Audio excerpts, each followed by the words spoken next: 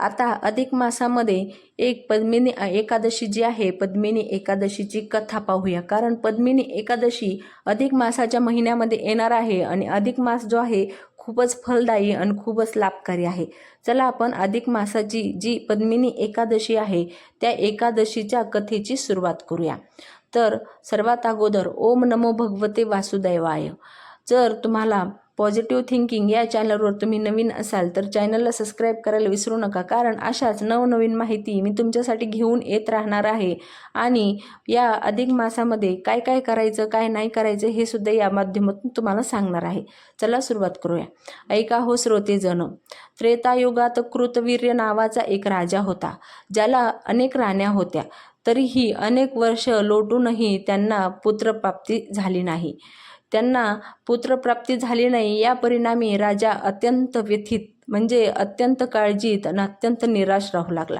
या व्यथेने प्रेरित होऊन राजा आपल्या राण्यासह वनात निघून गेला, जिथे त्याने ईश्वराला प्रसन्न करण्यासाठी कठोर तपश्चर्या केली. इतकी कठोर तपश्चर्या केली की आपण याचा विचार सुद्धा करू शकत नाही. इतकी कठोर जी आहे ह्या राजाने तपश्चर्या केली. अरण्यात रात्रंदिवस कठोर तपश्चर्या केल्यामुळे राजाचे शरीर केवळ फक्त हाडांपुरते राहिले होते. राजा त्याच्या राण्यांसह अरण्यात रात्रंदिवस कठोर तपश्चर्या केल्यामुळे राजाचे शरीर केवळ कातडी आणि हाडांपुरतेच उरले होते. म्हणजे राजाने एवढी तपश्चर्या केली की त्याच्या शरीराला अजिबातच मांस राहिला नव्हता किंवा फक्त हाडे राहिले होते. निराश होऊन राण्यांनी माता अनसूयेचा धावा केला.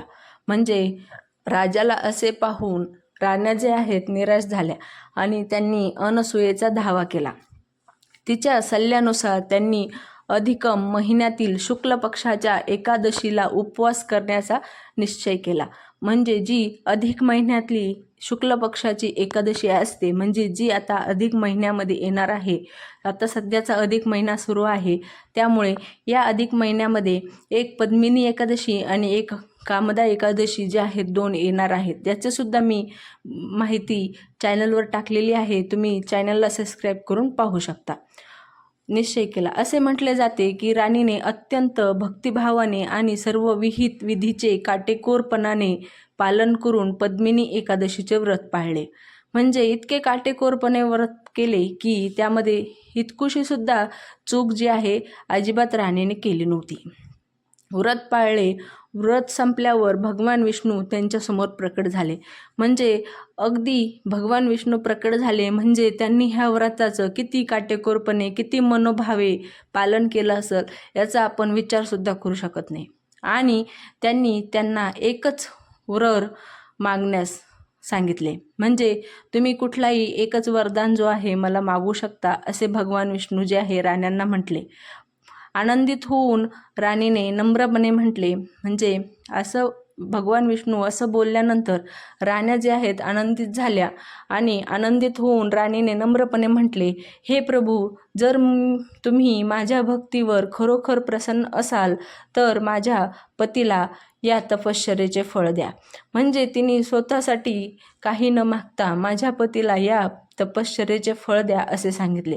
त्यानंतर राजाने प्रभूकडे पुत्रप्राप्तीसाठी प्रार्थना केली, जी की त्यांची अनेक वर्षाची इच्छा होती आणि अनेक वर्ष त्यांनी याच इच्छेसाठी जे आहे तपश्चर्या केली होती.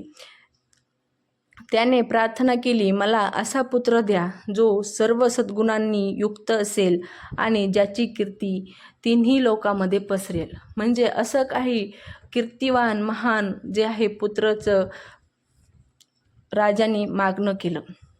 भगवान विष्णूंनी उत्तर दिले, तथास्तु. म्हणजे तुझं हे जे मागणं आहे, तुझी ही जी इच्छा आहे ही पूर्ण होईल असे भगवान विष्णूने तथास्तु सांगून जे आहे उत्तर दिले. आणि त्यानंतर थोड्याच काळात त्याच्या राजघराण्यात पुत्राचा जन्म झाला. म्हणजे भगवान विष्णूंनी ज्या वेळेस त्याला वरदान दिलं तथास्तु म्हटले, त्यानंतर काही काळानंतर किंवा थोड्याच दिवसांमध्ये राजघराण्यात पुत्राचा जन्म झाला.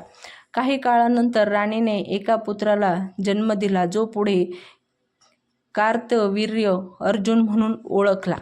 म्हणजे त्याचं नाव कार्तवीर्य अर्जुन म्हणून तो ओळखू लागला किंवा त्याची ओळख जी आहे अशा प्रकारे झाली, जो अफाट शौर्य आणि पराक्रमाचा राजा होता. असे मानले जाते की त्याने आपल्या पराक्रमाने, आपल्या विलक्षण पराक्रमाच्या जोरावर किंवा खूप मोठ्या पराक्रमाने त्याने रावणाला कैद करण्यात यश मिळाले. म्हणजे जे कोणीही करू शकलं नाही तसं या कार्तवीर्य अर्जुनने रावणाला कैद करण्यात यश मिळवले. त्याची कीर्ती आणि गौरव तिन्ही लोकांमध्ये पसरला. म्हणजे इतकी त्याची कीर्ती आणि गौरव झालं की तिन्ही लोकांमध्ये तो काहीच वेळामध्ये प्रसिद्ध सुद्धा झाला आणि त्याची कीर्ती गौरव सगळ्या लोकांमध्ये पसरला गेला. विष्णूचा अवतार असलेल्या परशुरामाने त्याचा वध केला. आणि अशा प्रकारे ही कथा संपन्न झाली. कथा आवडली असेल तर कमेंटमध्ये ओम नमो भगवते वासुदेवाय लिहायला विसरू नका. अशाच कथा आणि अशाच भरपूर माहिती मी तुमच्यासाठी घेऊन येत राहणार आहे. तर पॉझिटिव्ह थिंकिंग या चॅनलला सबस्क्राईब नक्की करा.